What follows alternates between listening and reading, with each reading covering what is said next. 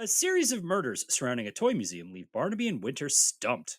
Will they have to get DCI Barbie to help them crack this one? We're talking some fantastic performances. The history of dollhouses. And maybe the best Fleur scenes ever in this episode of. Welcome to Midsummer.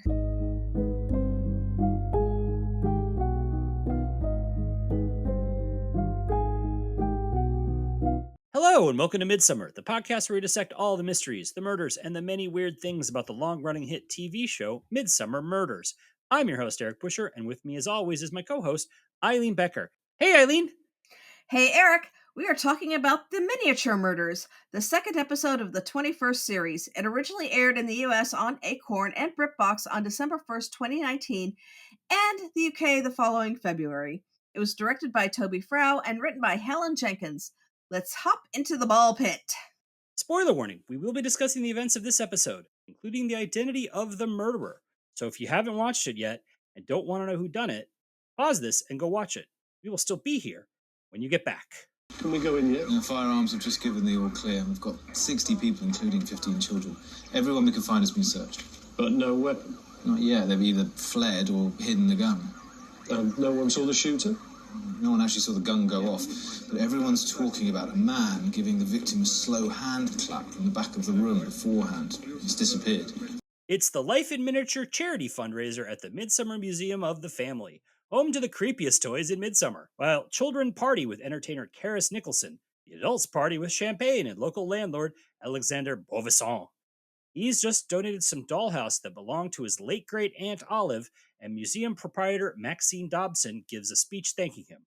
In attendance are his future ex wife Fiona, his current and future ex girlfriend Holly Ackroyd, and Wesley Peters, who gives him the most intimidating slow clap in history. As Alexander gives a speech about the importance of family, someone aims a gun through a dollhouse and shoots Alexander dead. As he falls, some balloons fly away. Barnaby and Winter arrive at the scene. There were no witnesses to the shooting, and no one heard the shot. The gun has not been found, and the only unaccounted for person is Wesley. Fleur says they are looking for a bigger gun, like a 45, and that the bullet is made of wood, which is kind of rare. She also points out that first aid done on Alexander by Holly shows training. So, what's the motive? Alexander had a history as a bad landlord who didn't take care of his properties. In fact, Laura Wakoma, a female student in one of his properties, died because of a faulty boiler, which has led to protests being led against Alexander. His divorce with Fiona is also super nasty. Holly says they started dating after she joined his company a few months ago, but it was only a fling. She said that Fiona had left during his speech and she followed her out to the car park to have it out. There was also an incident that morning with some movers. She says she learned first aid when she was a holiday rep, but Barnaby recognizes a lie when he hears one and tells Winter to investigate her. When Holly gets back to Alexander's house, she pulls out a hidden cell phone and demands someone get her out of here. Children's entertainer Jemima Starling was probably Alexander's only fan, as she used to run his sales team for over a decade before leaving to follow a dream, I guess? She works with Karis at a playroom they jointly own, but the two had creative differences and she quit, working now as a purple nightmare. She was hanging around the event and says she saw Maxine and Karis arguing with Alexander in the car park before the event. When they interrogate Fiona, she points the finger at Wesley, who just got out of prison. He was the maintenance man for the apartment where Laura lived and received 5 years for her death.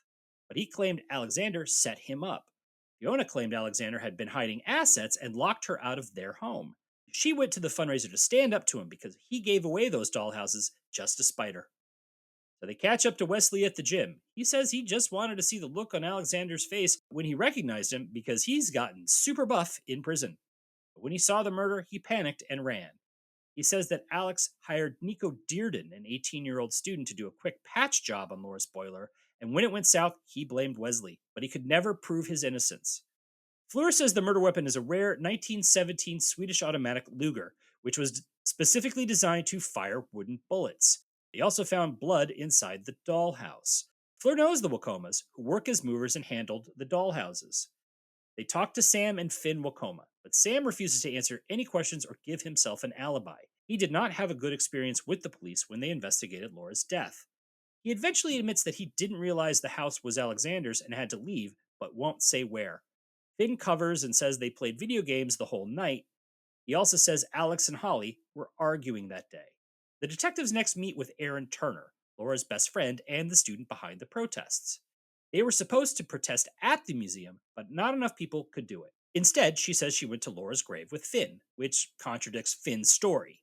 Winter finds out that Alex had been moving a lot of money around and even sold the playroom to Karis and Jemima for a fraction of what it was worth. They also found a purple thread in the dollhouse that came from Jemima's costume. They go see Maxine since she also rented the toy shop from Alexander.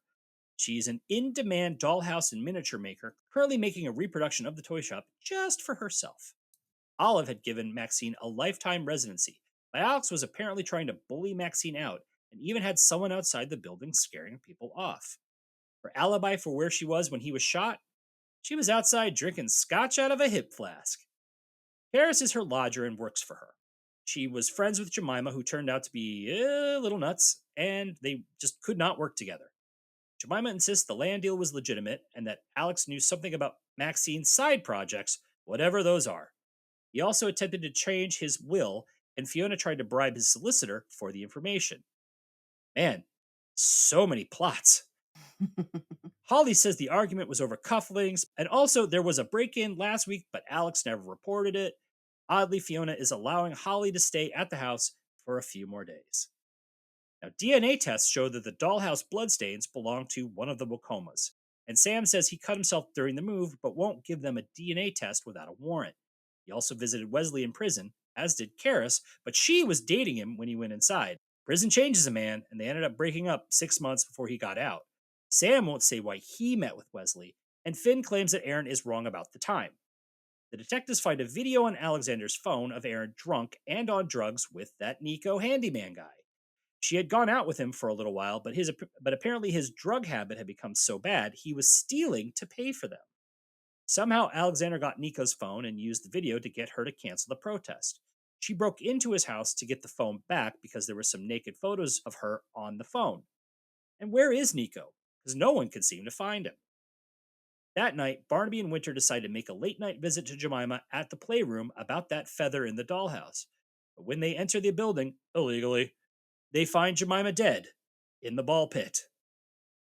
Tourist info. Hey, we are spending a lot of time in Corkston this week, home of the Barnabys and the Criminal Investigation Department headquarters.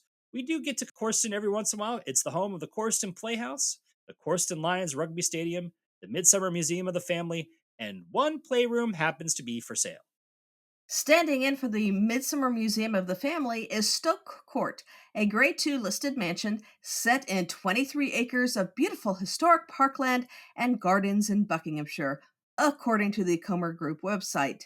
In 1455, the estate was acquired by Richard Bulstrode upon marrying Alice Nift. It has grown over the centuries from a simple cottage to a grand mansion. It was sold to the Comer Group in 2010 for residential redevelopment. We got a strange kill this week. Alexander is killed with a wooden bullet. According to Fleur, the bullet was fired from a 1917 semi-automatic Luger. According to the internet, most likely this was a Luger P08. I could not find anywhere that this is the right gun, or if that version of the Luger could actually fire wooden bullets. Now, fun fact, wooden bullets do tend to be used, but as non-lethal weapon. I do not believe that at that distance, a wooden bullet fired through a suppressor would have killed Alex. It might have it probably it don't not know if it would have had the force to actually enter the chest into the heart where it killed him, right? Mm-hmm. Um, I'm not even sure how you aim like that. Yeah. I guess you would have to like be leaning back real far to see through the door with the gun, but I don't know if you'd actually be able to level and fire that gun with any accuracy.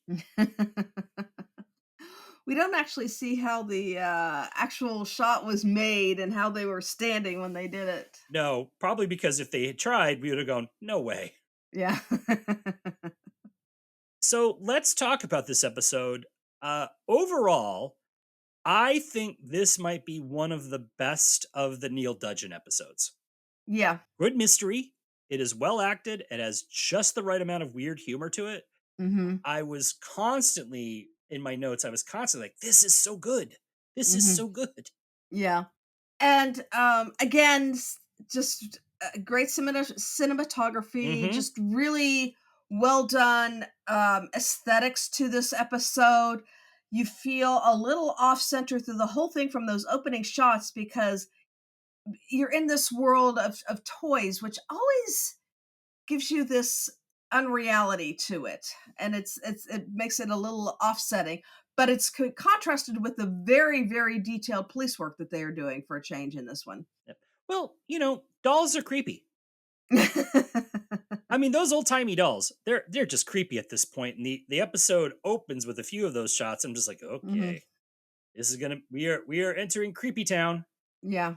I like that you called out the cinematography and the visuals because it's very clear that the director Toby Fro Hmm. had a lot of fun with this one. It's the Hmm. second of 3 episodes he has done. We have not done the other two yet, and I really would like to see. Can't wait to do those to see if his visual sense kind of continues. Yeah. But I noticed a lot of things. Like we got a swimming POV shot, Hmm. which is really cool. We got a Barnaby POV shot at the playroom. We got that shot of Maxine's eye as she's looking through the magnifying glass. Hmm. Yeah. Um, there was a couple sequences where they placed the camera in really cool ways while the car was driving, Yeah.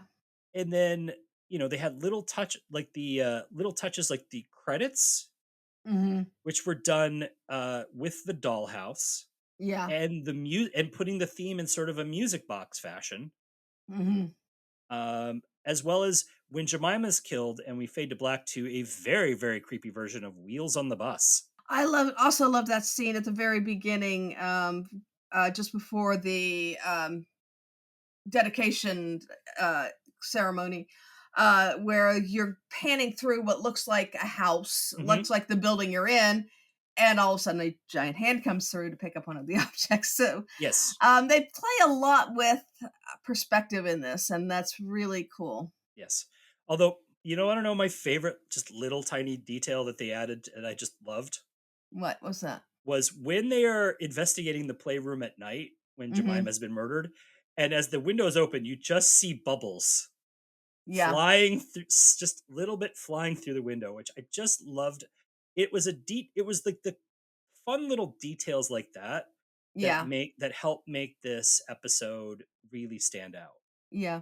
It's full. It's fleshed out, and Yep. we'll talk about more when we get to the end. But I mean, you know, I think the fact that we're talking about how good it is now, halfway through, it really tells you that I think it is one of the stronger episodes. Oh yeah. We open at the museum and toy store, Hmm.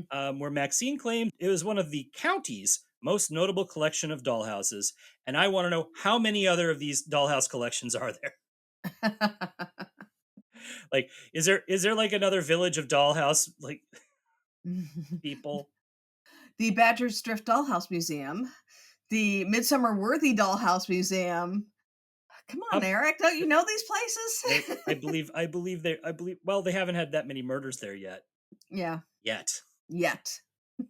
I thought it was weird that all the kids there's like we're gonna do this fancy champagne event at the same Hmm. time as bring your kids for party day with Karis. Yeah.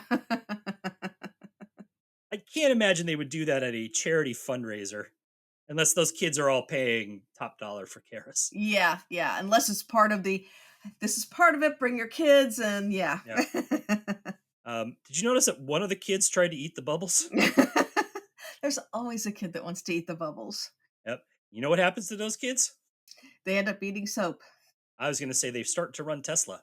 Um, Well, that's true. um, And then, I guess the fundraiser was just the showing off of these dollhouses. Hmm.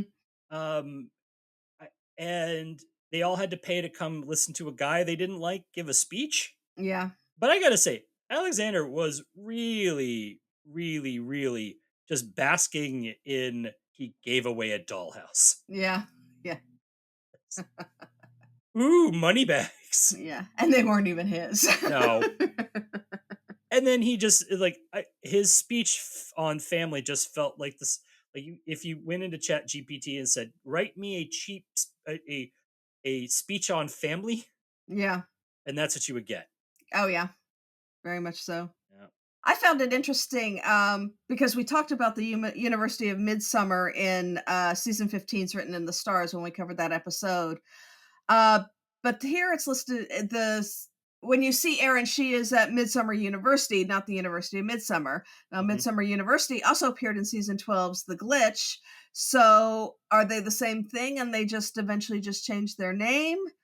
Or maybe it's a different university.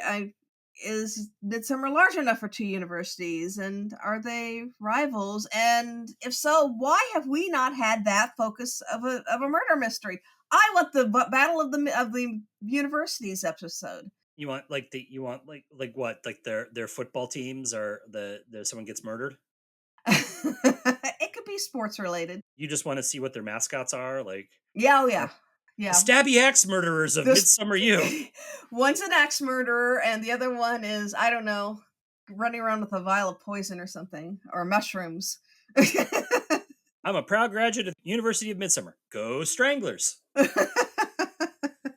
Hey, I'm a proud grad of Midsummer University. Go Stabbers!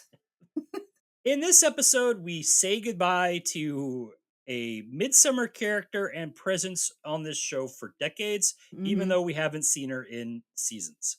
And Yeah, that is the character of Olive Beauvaisin. yeah. She first appeared in season two's Death Shadow, the first episode there, Mhm. and then she was in Dead Man's 11, which is also in that season, and then she came back in season 8 for Hidden Depths, Yep. which is when she was trying to show Barnaby a house. Yeah. Yes. Although they didn't name her exactly in that one. No, but it was the same actress, yeah. Yep. It, Now we did see the Beauvoisin realty sign in King's Crystal, and it might be in other episodes, and that's one of those Easter eggs we need to keep an eye out for a little more I often. believe it's in some of the anniversary ones as well. Hmm. Yeah. She came about at a time when they really were trying to create a almost Murder She Wrote Cabot Hmm. Cove style Yeah. situation, and then they quickly realized that the amount of murders that they had, that the place would be decimated.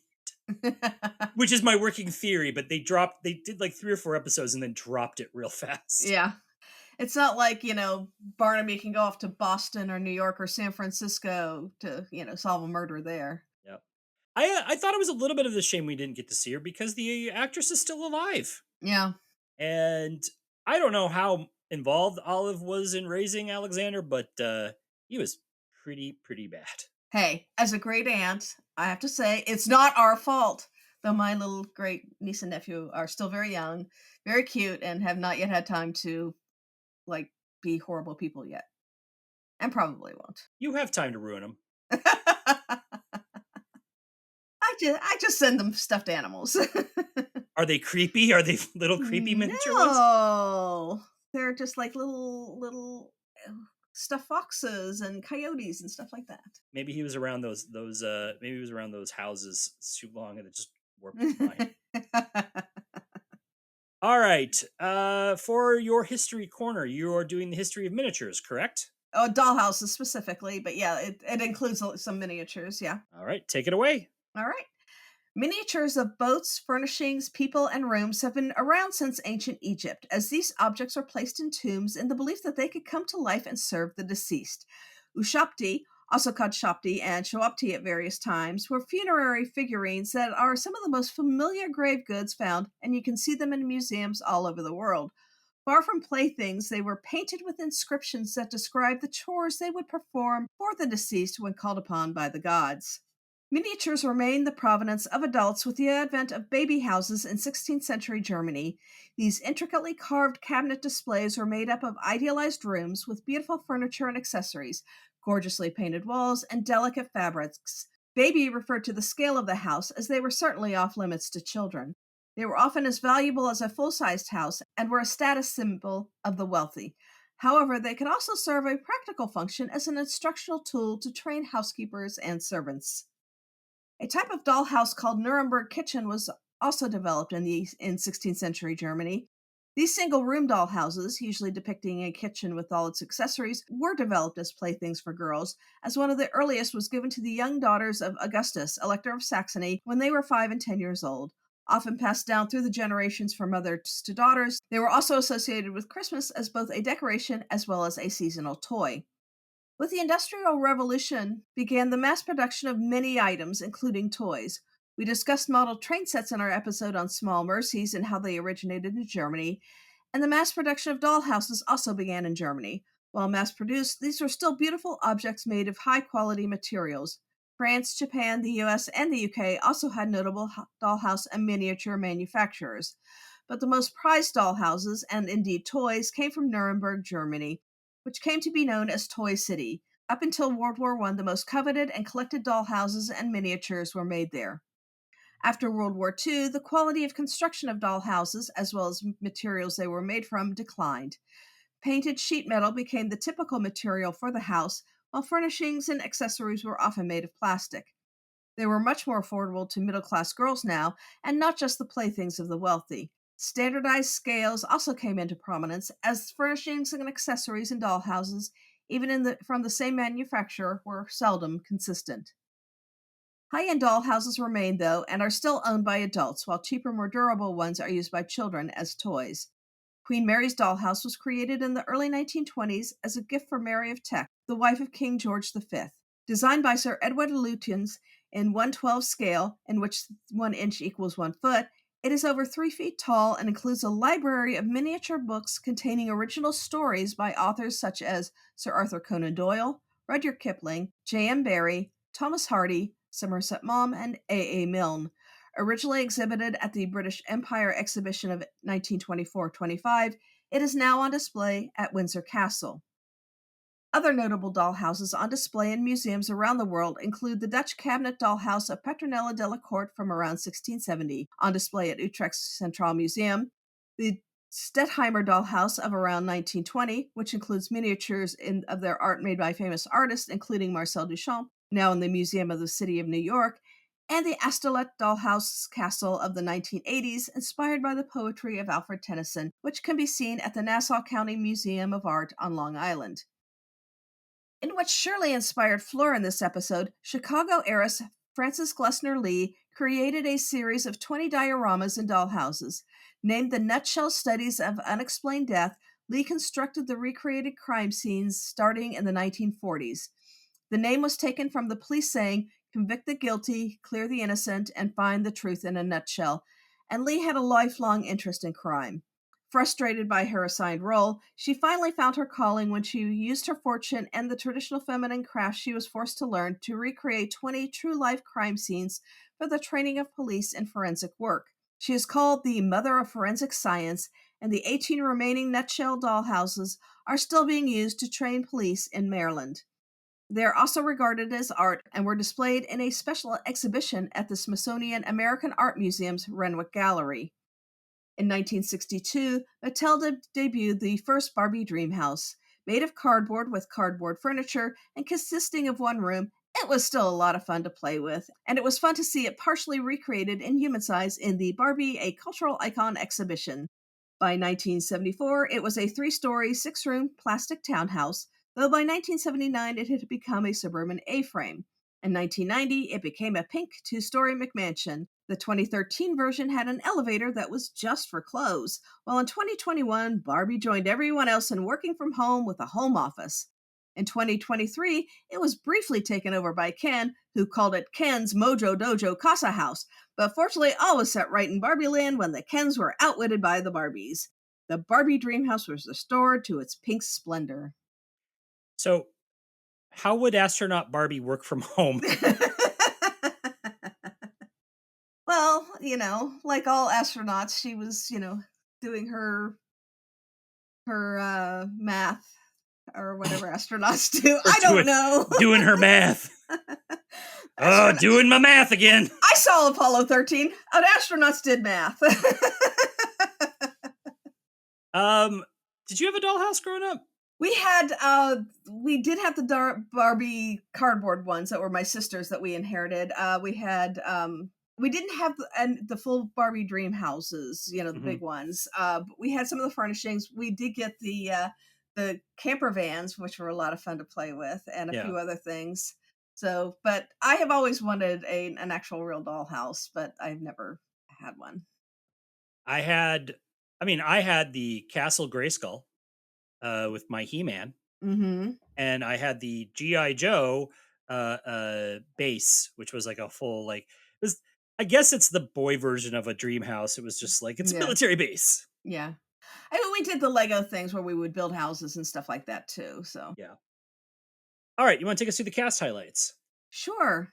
Joanna Page played girlfriend with a secret Holly Ackroyd. She's best known as Stacy in the classic sitcom Gavin and Stacey that launched the careers of a number of actors, most notably James Corden. The show ran for 3 seasons and 2 specials, including the final episode that came out Christmas Day 2024, which was the most watched scripted show in the UK in over 2 decades. She's also appeared in From Hell, Love Actually, and Dial M for Middlesbrough. She voices the character of Oopsie in the children's show Q Poodle 5. I was when she first appears on screen, I'm like, why do I know her? Why do I know her? And Mhm. as soon as I heard the voice, I'm like, it's Stacy. Gavin and Stacy. Have you ever watched that show? I have not, other than some little bits and pieces on that people have shared, and it's like, I gotta watch that. It is a Yeah, lovely show. It is a lovely show worth watching. yeah. Rosalie Craig was prison girlfriend Karis Nicholson. She's best known for her work in musical theater, so why didn't we get to hear her sing a song more in this one? She played the title character in the Tori Amos musical The Light Princess, which earned her an Evening Standard Award and an Olivier nomination. She also appeared in Ragtime, Finding Neverland, and Company, where she played the lead Bobby, which was rewritten as a woman for the first time in that production. On screen, she was in Moonflower Murders, The Queen's Gambit, and Centaur World. I gotta watch Centaur World. I love a good centaur centered world. Who Hmm. knows? Hmm. Anyway, Katie Brand played angry children's entertainer Jemima Starling. Brand is a noted comedian who had her own show for a few years on ITV called Katie Brand's Big Ass Show. She appeared on Never Mind the Buzzcocks, Mappin' Lucia, and Argumental. She has also written novels and screenplays, and she even hosted the Penguin podcast for Penguin Books UK until 2021. She is the screenwriter for the just released adaptation of The Thursday Murder Club. Looking forward to seeing that one. Roger Barkley was the smug and dead Alexander Beauvoisin. His first on screen acting role was the 1995 adaptation of Pride and Prejudice. He received an Emmy nomination for his supporting role in Secret Diary of a Call Girl. He's appeared in House of Anubis, The Bay, and Industry. Carl Collins played No Comment Sam Wakoma.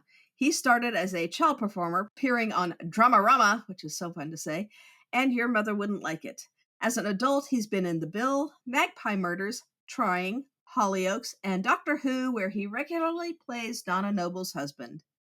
Rohan Ned was loyal son Finn Wakoma. He was scruffy in this, so we didn't recognize him right away from his role in Harry Wild, co-starring with Jane Seymour. For some reason, it's not in his top 4 known fors on IMDb, which is pretty nuts. He's also in What's Trouble Pearl, where he plays Pearl's son, and Safe. Amy Okamura Jones played future Prime Minister Aaron Turner. This episode was her first on screen performance. She starred in the stage adaptation of the classic Studio Ghibli film My Neighbor Totoro, which Eric did not know existed and now needs to see. She's appeared in Arc Detectives, Rebus, Kitty Cats, and Hostage. The photos for Totoro look incredible, and I just want to see how they do a giant. I want to see how they do a giant fluffy Totoro, and I want to see how they do the cat bus. Thomas Dominique was my new personal trainer, Wesley Peters. Originally from London, he's been in Blood Drive, Wrath of Man, Stay Close, and The Devil's Hour. Tom Anderson was a forensic officer. He's appeared in Casualty, EastEnders, and Patrick Melrose. Yeah, I didn't catch him either. And you know who played Nico? We have no idea because he's not credited. Even on the Midsomer Murders wiki, where they credit every uncredited police officer in the show, they do not have Nico who It played him. means that the unnamed guy Tom Anderson had one line. Yeah. Well, Nico had a line. I think if it's on video, it doesn't count. Apparently, it didn't count if it was on video. It's very weird. No one's grabbed the credit. And I really it just a long line of dead people on this show who we don't know who played them. Yeah. So, Nico, if you are out there and you hear this, tell us who you are. We want to give you credit. You deserve Yes, credit. You did a good job. You got murdered very well. demand your murder credit. Yes. All right, we've got a couple of return visitors. The big one is Claire Holman. This is our third and final time seeing Claire. She's here playing conniving divorcee Fiona Beauvisson. She was memorable in Ring Out Your Dead and Country Matters. Most people know her as pathologist Dr. Laura Hobson in both the Inspector Morse and Inspector Lewis series. She was nominated for an Olivier Award for her role in a 1992 production of Who's Afraid of Virginia Woolf. On screen, she's appeared in The Rainbow, Let Him Have It, Sweet Francaise, Blood Diamond, and most recently in Killer Heat. Now, we had a number of uncredited return visitors this week, and we just want to give them a shout out for doing the hard work of making this world seem lived in. So, a big thank you to Michael Hayden, Guy Normus, John Ranwell, Mike Ray, Mick Slaney, Lindsay Townley, Lee Byford, Colin Murtaugh, and Lucy Cooper Jones. And of course, this episode featured the mayor of Midsomer himself, Chris Wilson, again playing another uncredited police officer. Uh, but our village star this week was also a return visitor, and that is Eleanor Braun, who played grumpy toy maker Maxine Dobson. We saw her when we discussed The Dark Rider. She attended Newnham College, Cambridge, where she joined the world famous Cambridge Footlights Review, and she is one of the first women to do that, making her a groundbreaker. Now, she's appeared in Help, Women in Love, Bedazzled, Two for the Road, The Secret Policeman's Ball, Little Dorrit, and Absolutely Fabulous. Paul McCartney named the song Eleanor Rigby after her. And she was also the voice of British Telecom back in the 80s, telling you that you dialed the wrong number. Now, she's pretty much retired after this episode, as I can tell. And I say, hey, why not go out on top? Yep. I do remember her very much from Help, because that is, as a Beatles fan, I'm wearing my John Lennon shirt today. I've seen that movie many times, and she's so fun and campy and really enjoying herself in that movie. Yeah, she's great in Women in Love. I just recently watched Two for the Road, and she's Hmm. great in that. No, she was a fabulous actress. Yeah. And in both episodes of Midsummer, she gave fabulous performances. Very, very different characters, though, which was Yes. great. Yeah. All right, we're going to take a quick break, and we'll be back with the second half of The Miniature Murders.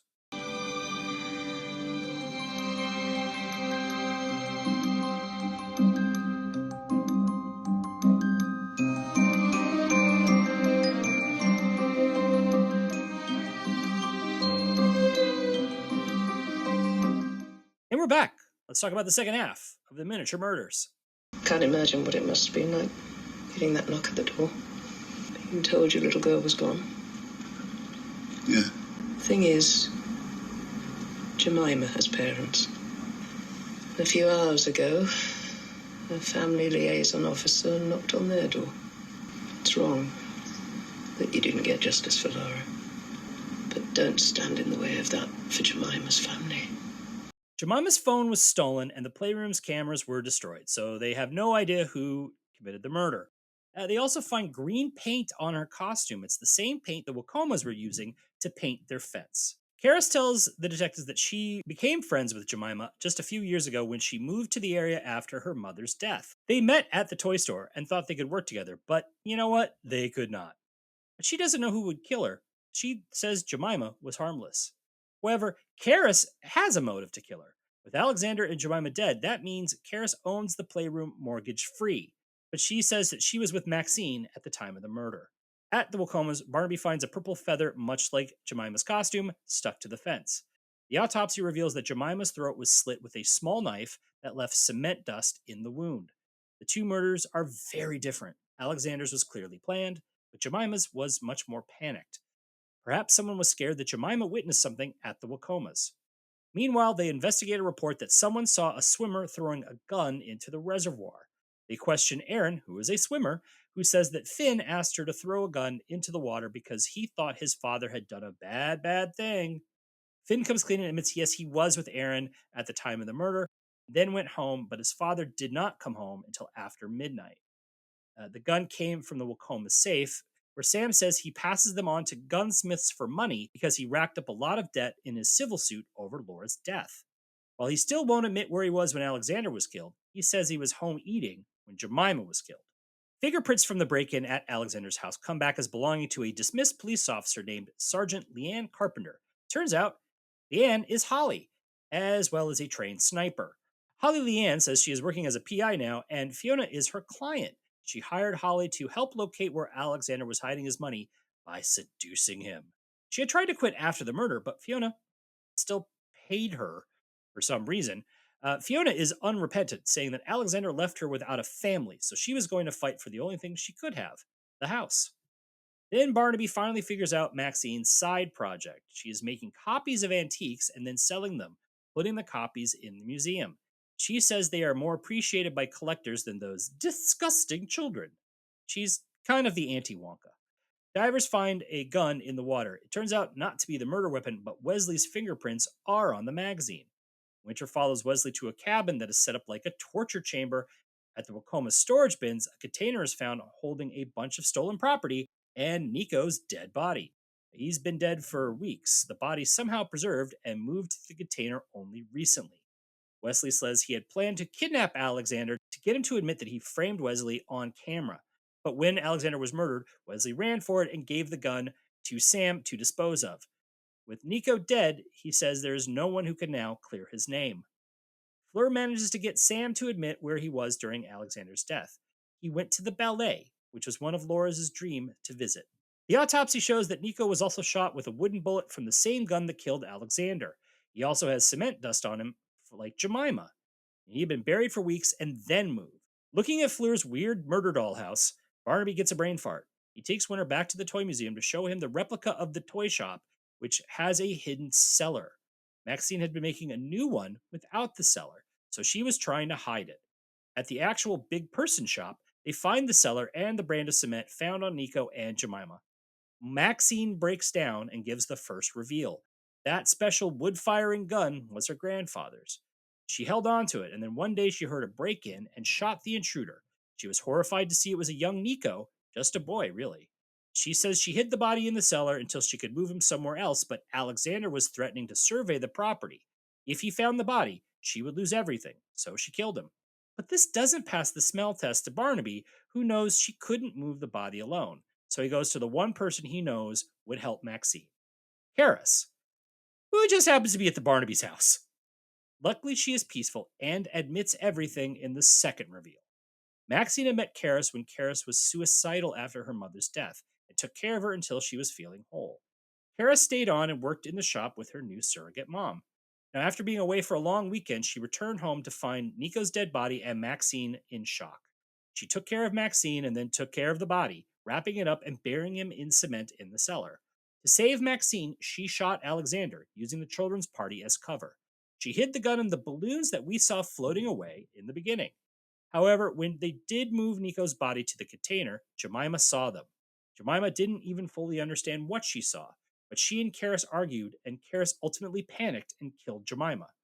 What that means is pretty much everyone is getting arrested in this one, other than the rich white lady. All right, so we had two killers. Maxine kills Nico, and that causes Karis to kill Alexander and Jemima. Maxine was a kind of an interesting character. She's not great with people and seems to really hate kids, but loves toys. Yep. Doesn't want the kids playing with the toys because they don't appreciate them. Barely wants them looking at him. Don't even breathe on them. Yeah. Yells at them to watch out for the property as they are investigating a murder. Yeah. You know who she reminded me of? The character of Ruth from the Louise Penny novels, the sort of antisocial alcoholic poet. Yes, yes, very much so. That in my mind is I kind of see is some version of Shirley MacLaine playing for some reason.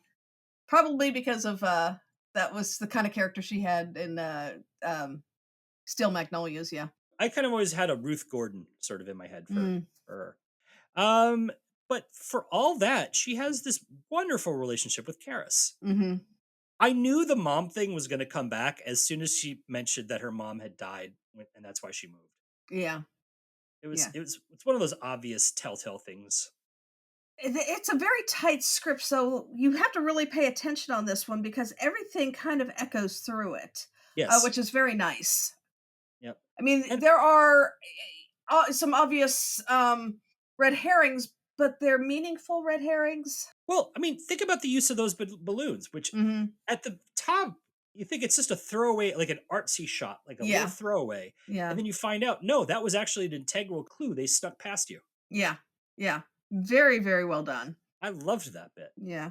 I also loved Karis's reaction as they wheeled Jemima's body past her, Hmm. which worked on multiple layer levels because at first she's just shocked, and then you Yeah. realize she's actually shocked that she's also upset that she's done it Yeah. later on. She's feeling very, very guilty. Yeah. I mean, that line is one of the best lines in the episode. I killed my friend and she had done nothing wrong. Yeah. And then you had that wonderful little hand touch with Maxine and Karis.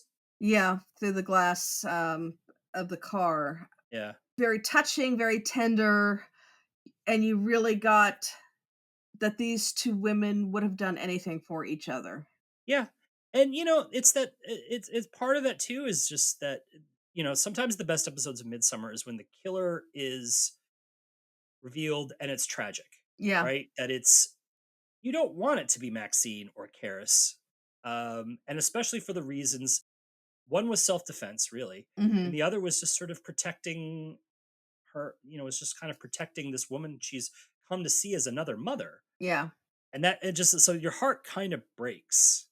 And and it works because the emotion is there and it's earned in this one. Yes. It really is because the performances, the writing, the directing are all on point. Eleanor Braun does such a magnificent job with this multi-level creation that is Mm. Maxine, Mhm. and that's why she was our village star. Even though we were really, it was for us, Yeah. we were torn between her and Claire Holman. Yeah, and even the actor who played Sam, Wakoma, who did a great job. I mean, everybody did a great job. I mean, it's just Yep. like, how do you pick one performance out of this because they are so so good. Yes. As I said, Claire gives a really strong performance as Fiona, who is basically a was in a nasty fight with her husband over the house and the divorce, Hmm. even hiring Holly, I guess, to sleep with her husband, and whose job apparently was to find the money that Alexander was stealing, which also apparently means just stealing cufflinks to give to Fiona to sell. I love that little bit where Fiona's drinking champagne and it's just like, I'm not doing it because I'm happy. It's just the Mhm. only thing in the house. Yeah, that was good. Yeah. And Alexander was just I mean that he sends her a dollhouse that has a replica of their house Yeah, and it with the note says you got the house. yeah, What a yeah. jerk. What a jerk. Yeah, I loved her scene where she's basically confronting Barnaby when he's like basically accusing her, and she finally lets it out that, and it's Mhm. very it's a beautifully moderated speech she does because you feel the rage, but you can also tell she's trying to hold it in as much as she can, but it's there, Yes. and she's just the whole thing about I did not get what I want. You say I got what I wanted, but I did not get what I wanted because Yes. what I wanted was something he would not give me. I do think this is Holman's best performance of the Mhm. three. She gets the most meat on the bone, I think. Yeah.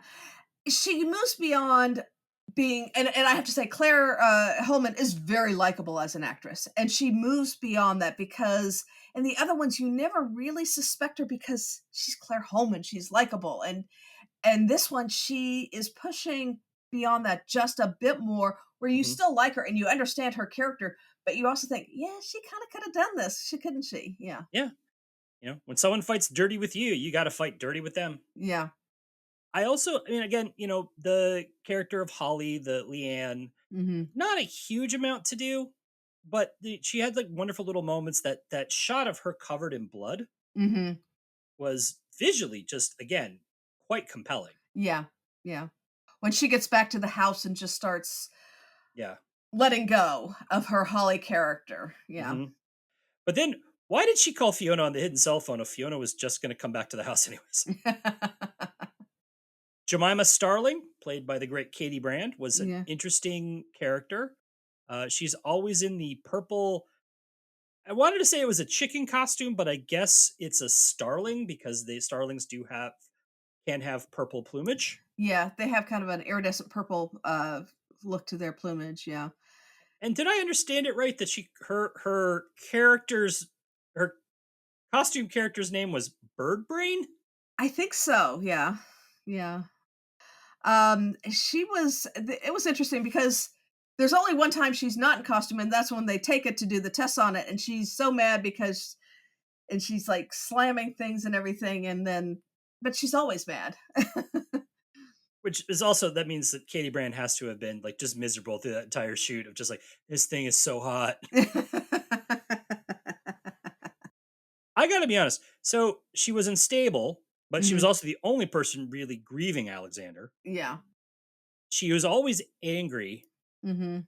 I didn't understand why she wanted to be a children's entertainer. We've all had that one teacher who hates kids, who seems angry, that just seems to not want to be there. She's that person. I mean, what kind of creative differences did they have? Mm. Did Karis was like, maybe you shouldn't wear the costume 24/7? Yeah. How dare you? I quit. Yeah, I know. It was like, maybe take it down a notch. Yeah. No, I quit. Hold on, I have to get into my VW bug with polka dots. Yeah. I have to stay in character all the time. As an angry starling. Yeah. The ball pit sing along, Mhm. where she makes the kids point at Winter was Mm. hysterical. Mhm. Kids, we're just going to call attention to the fact that I'm about to be interrogated. Don't tell your Mhm. parents. Yeah. And then he interrogates her at a tiny table. I just want to know how she manages to get in the car or sits in that chair in that costume. I wanted her to serve Winter tea in a tiny cup. Again, she is such a weird, strange, angry, unstable character. But again, talk about heartbreaking. That scene where you get that sort of weird. It's all really, really weird, right? Like of how they Mhm. find the costume torn up, and then you just see the feet sticking up out of the ball pit, and you're like, "Oh, that's kind of funny." But then you see her face, and it's like, Yeah. "Oh, ouch." They really managed to pull off the absurd and the funny with the tragic in this episode, and sometimes within seconds of each other. Yes, it again, wonderfully written, directed, acted, all of it. Just you Yeah. cannot say enough of that. Yeah. Talk about tragedy. Let's talk about Wesley. Yeah. Right? He, I mean, very clearly, I think he's innocent, Mhm. and he's never going to be able to clear his innocence now, Yeah. Yeah. unless Barnaby pulls off some kind of magic or whatever. He Mhm. is forever he is forever a murderer. Mhm. Which seemed just is really terrible. Yeah. I liked that he was like, I want him to see what I look like now. Which is a certainly understandable response because he went to prison, he did the workout, That's a real Oz. thing, right? Yeah. That you can actually pay to have work out like a prisoner does. Mhm. Like there's one here in New York where you actually they do employ ex-convicts Mhm. and they lead you on like it's basically like CrossFit it seemed, but Yeah. it is the like the prison workout. Yeah. So, yeah. You gonna do that one? No. I don't want to do those Cape Fear pull-ups that he was doing. Yeah. But again, very tragic. Yeah. And angry for a reason. We know why he's angry. We Yes. know why I mean, we know why people are angry in this one, which is great. Also, I do feel with his one punch, he really could have hurt Winter. Oh, He yeah. should Winter's a tiny man. Well, I loved it when he tried to pick up the weight, and he said, "I can't do that in a suit." And I will say this in fairness. It said 22 kilograms, which means it's about 50 pounds. Yeah. And he's a tiny man. I mean, he obviously does work out, but he probably he has more of a swimmer's body than a bodybuilder's body. Well, to get those gutters, he's Yeah. clearly doing Yeah. more crunches. Oh, yeah. Um, We're gonna spend a long time on corner here because this is a major Fleur episode. Mm-hmm. Honestly, I if she gets more in this episode than I think in any other one that I can ever think of. Yeah. And we did, you did mention when we were discussing Village Star, this is a Fleur episode. She could obviously, honestly be the Village Star here. She had so much to do, and she Hmm. she again showed so many. Like, this is probably her third appearance as Fleur. Hmm. We've basically only seen her as an oppositional force, and as threatening to cut off Patty's balls. Yeah. But this is the first time this is like the episode where we're gonna let Annette Badland, have as much so the audience can really finally connect with Fleur. Hmm. And they did this in a way that they never did with any other corner other than Bullard. Yeah. We never got this with Cam. We never got this with Kate. Yeah. Kate. And I think it just kind of tells like how much they were actually investing by having Annette Badland in this. Yeah. Yeah. Um, that relationship with the Wacomas Hmm. was very lovely, and I'm like, they only moved her once. Like, how well did they know? You would know them for like a day. I have a feeling she would have, fed them and, given them tea and developed this relationship with them. And she did store store her Yes. stuff with them. So, she probably went out and visited stuff, but, and she Yeah. would have been paying them on a regular basis. And she probably like delivered her check in person just so she could have tea with them. Well, I think that's it. Is like she's like, they moved for me once, and I'm like, and they're really nice people, and like, how would you know that? And then of Mhm. course, oh yeah, she has her bike out there. Yeah. But it does also, because she has that friendship. There is that wonderful tension of like, is she going to tell them about stuff about the investigation or not? Yeah. And it created that wonderful scene between her and Barnaby, where he's like, you can't tell him. She's like I know what my job is. Hmm. It's nice to see, and it really kind of goes to show that they did bring Fleur in as like the one character Hmm. other than Sarah who's not going to take Barnaby's crap. Yeah. You're going to be rude to her, she's going to be rude to you right back. And she gives Barnaby what he gives. I mean, Hmm. she is not afraid of him. She's not afraid of who he is, and she's not afraid to call in some favors when they are offered, even if Yeah. they are offered as tokens. Oh yeah. That was a wonderful Yeah. manipulation of, she is Fleur in this episode is moving to a new place, as she says, for more room of all of her interests, and Mhm. I thought she meant sex toys. Yeah. And then she manipulates Barnaby into helping with the furniture, because he Yeah. does offer out of politeness, and she's like, okay. Yeah. And which is also dumb choice on her part because he can't make bookcases. I love there's just a small little look that she gives Winter at one point that lets him in on the joke. Yep. And it's just, again, just the details in this episode are so perfect. She's showing Winter, this is how it's done, man. Yeah. And then you get that wonderful scene with her and Sam in the cab of the truck. Oh. Such great acting chemistry. Her beautifully laid out plea Mm-hmm. to help Jemima's parents find the justice that he was denied. Mm-hmm. Just beautifully done.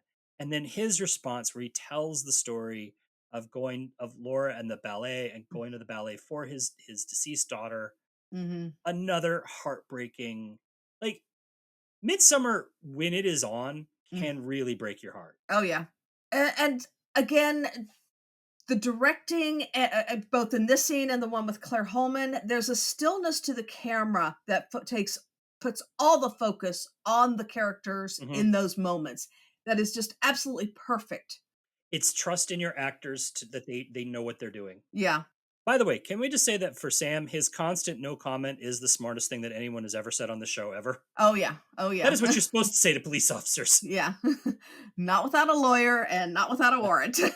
Yeah. Lawyer, no comment. Yeah. If you are ever arrested, lawyer, no comment. The only thing that should come out of your mouth. Yeah. So, as we said, Fleur has her motorcycles. This is the first we see of Fleur's motorcycles at the Wacomas. Their names are Gladys and Brenda. And the fact that she is in the Ladies of Leather biker gang Oh yeah. is one of the rare times in this episode where Barnaby is left speechless. In this series, Barnaby is left speechless. Yeah. I loved it. Yeah. I think this was the episode that just cemented how much I loved Fleur as a character. I think so too, because you've seen kind of the snarkiness of her before, Mhm. the fact that she is strong and will stand up for her. You see the tenderness in this one, and you see her real commitment to justice when she Yep. tells Sam that we have to help Jemima's parents find the Yeah. justice that you were denied. Yeah. Yes. And it also is the one that sort of cemented Fleur and Barnaby as friends Yeah. because she takes him on the motorcycle ride with Patty With with Patty. his with Patty's little goggles. Yeah. Where do you think they bought those motorcycle? Do you think they sell motorcycle goggles for dogs? I think they actually do. There are people who take their dogs out on bicycles, in the baskets or in backpacks or whatever, or on motorcycles. Even in the car, if a dog likes to put its head out the window, it's kind of smart to have them in goggles. Other little fun Fleur moments: her murder dollhouse. Yeah, when I saw that, I was very much reminded of the nutshell case studies. We had sold a book on that way back in the day, and so I kind of remembered that, and I'm sure I have the book around here somewhere. Just as a reminder for new listeners, if you don't know this, Eileen and I do work for a book publisher in our day jobs. This podcast doesn't pay. This podcast pays nothing. So anyway, It costs us money. it costs us money, yeah. So anyway, yeah, it's so I remembered that, and then there was the I couldn't remember what they were called, so it took me a while to find them. But there was the Smithsonian exhibition. It's also influenced episodes of like CSI and a few other ones. So Yeah, it's there was a miniature killer on yeah, CSI yeah. for a while, and I believe they resolved that episode with Tarantino directing. She also had some fun little lines when Barnaby asks what's her initial finding. She goes, "He's dead. Yeah. Sorry if I smell." I just love that. She just walks in and is like, "Sorry if I smell." Yeah. And when she says the name of the hanged doll, In his the name's basement. Clive. His name's Clive. Yeah. That doll gave Barnaby his brain fart in today's detective work. Yeah.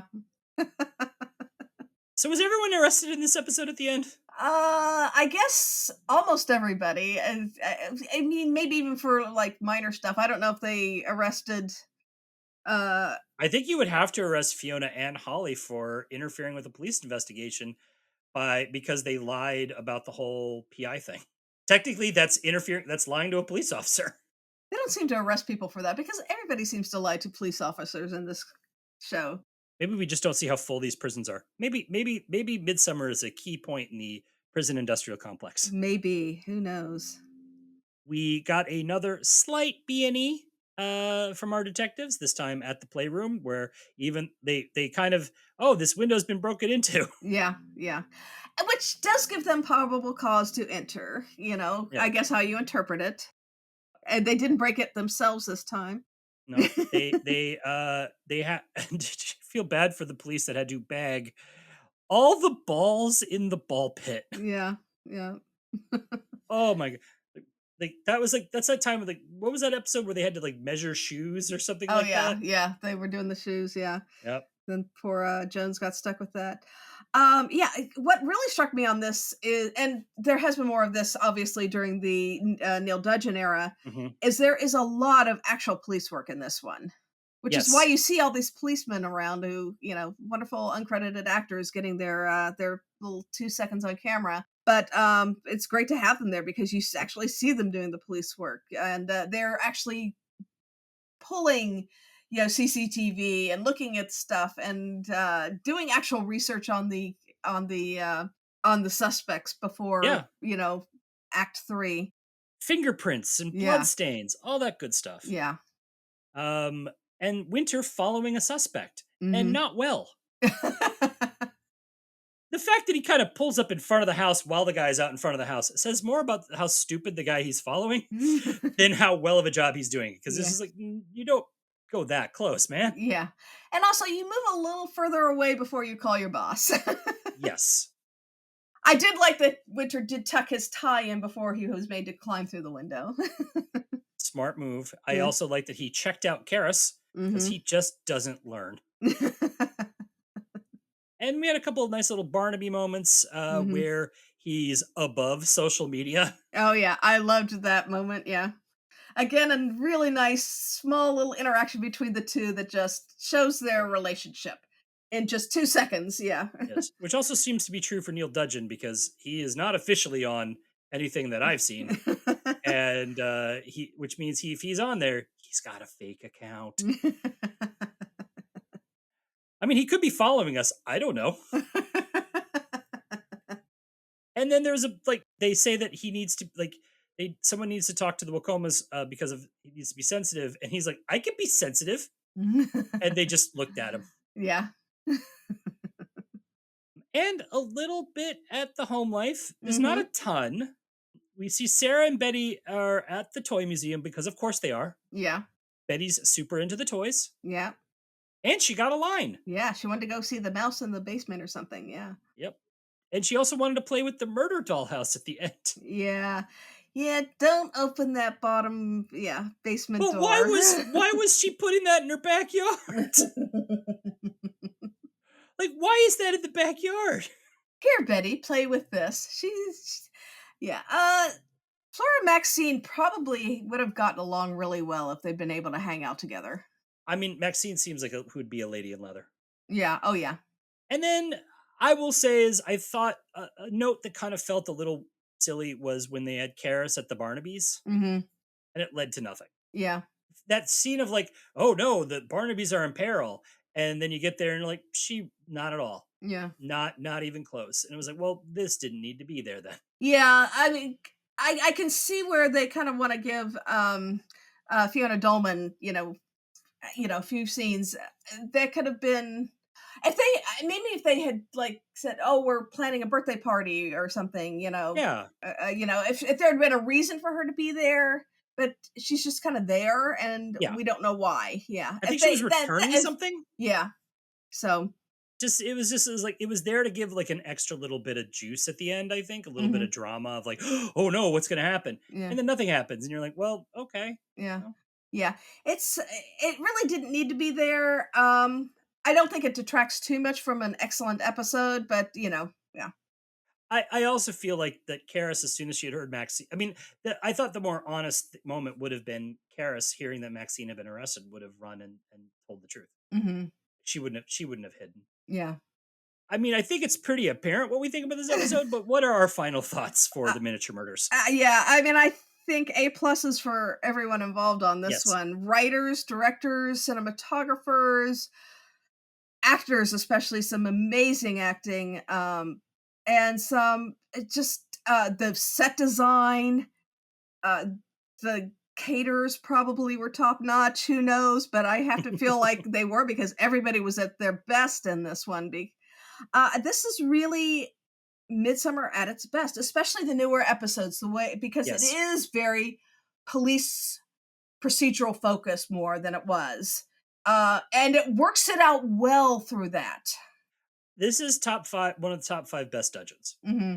I think this is actually one of the best Midsummer episodes overall. I think Hmm. it's one of those ones that gets overshadowed because it's newer, Yeah, and the newer ones don't tend because they haven't been around in people's consciousness like Country Matters yeah, or Badger's Drift or whatever. But this is an episode where everyone's firing on all cylinders. The actors are bringing their A game, which is elevating everyone's acting game. hmm, The director is making cool choices that are fun and flashy, but not overwhelming or detrimental to the overall narrative of the story. yeah, There's the murder is one of those ones where it's clever, but not too ridiculous. hmm, The and everyone's character stories borders on tragic.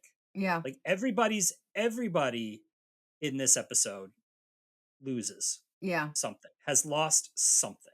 yeah, And it that gives it real impact and oomph, and we are allowed and in ways that we are actually allowed to feel the oomph, even Yeah. if it's for a second. Like, I want to point out that line from Wesley again, right? Mhm. I'm never going to get my name clear now. Yeah. And we feel the weight of that, as opposed to, I'm thinking about the one that's the Corsten Lions, Hmm. where one of the main characters loses the love of his life, Yeah. and we are never get to see the impact of that for even a second. Yeah. This shows why it's important, Yeah. because it allows us to actually feel something for these characters. Yeah. Normally, when we have such, everybody's having a really tragic episode, all the characters, there's just this intense sadness. When they ended on a funny or high note, it usually rings false. Hmm. In this case, because they've tied up everybody's stories, and we know that everything is these, we don't know if all of these people are going to jail, but we know that that this has had an impact on them, and we know that things are just not happy. And then we are slowly, it's very, very slowly led into the quite frankly, the very funny image of Fleur and Barnaby and Patty on the motorcycle. But it's not sudden, it's not a jolt, it's earned, that you're going to get that little bit of hope and happiness at the end. It's the B story of the episode that you don't even realize is the B story, Yeah. which is that this is the episode where Barnaby and Fleur become friends. Yeah. And this is the episode where they get a grudging respect for each other. Yeah. And you don't quite notice it's happening in the episode because it's so subtle and quiet, Mm-hmm. but it does happen, and you get that resolution. It's like, yeah, they're going to go on a bike ride together. Yeah. Yeah. It's it- you know and this is the episode that almost makes you wish they would do m- we need another Annette Badland centered episode. Mm-hmm. We haven't had one since then. She's been in all of them, Mm-hmm. but not one where, like, she gets great moments. But this is one where we're reminded that, oh, this is why Fleur is so interesting. Yeah. She's not just this person who's like smart at her job and also does weird things. She's also compassionate. She believes in justice. She's, Yeah.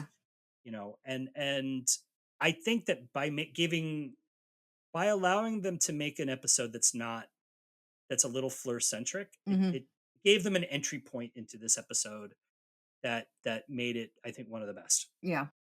And everything is earned in this episode. Hmm. Everything. Yep. And that gives it a completeness that some episodes don't always have. I do think that, like, when Midsummer is complete, right? When the series finally ends, Mm-hmm. this I my prediction is this will rank higher Mm-hmm. in people's estimations. And if it doesn't, they're all wrong. That's right. I agree. We do agree that this is, Yep. and this might end up, when we're done at the very end, this might end up as a top 10. I agree. I Yeah. agree. Okay, that's everything we wanted to talk about. If you had anything you wanted to discuss about the Miniature Murders or Midsummer Murders in general, feel free to email us at welcometomidsummer@gmail.com. If you want us to use the email in the show, please say so in your email. We are also Welcome to Midsummer on Facebook, Instagram, and YouTube. Please follow us in all these places. If you like what you hear, please consider subscribing to us or rating and reviewing us on iTunes and Spotify. That really helps people find us. And please turn on automatic downloads. That helps with the algorithm. It helps with the numbers. The more numbers means we get to keep doing this. We're going to be back soon, and we hope that you will join us again as we take the road out of Midsummer. We want to thank you for listening and remind you that in Midsummer, wearing a big purple bird costume can be murder. And usually is. Welcome to Midsummer is produced by Eric Busher and Eileen Becker. All clips in this podcast are used in compliance with the U.S. Copyrights Act fair use exemption from criticism and commentary. Our logo and podcast art was designed by Smedre. Our theme music is by the infamous Space.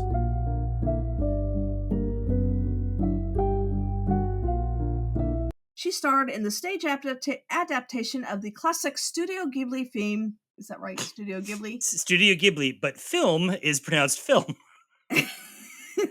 Okay.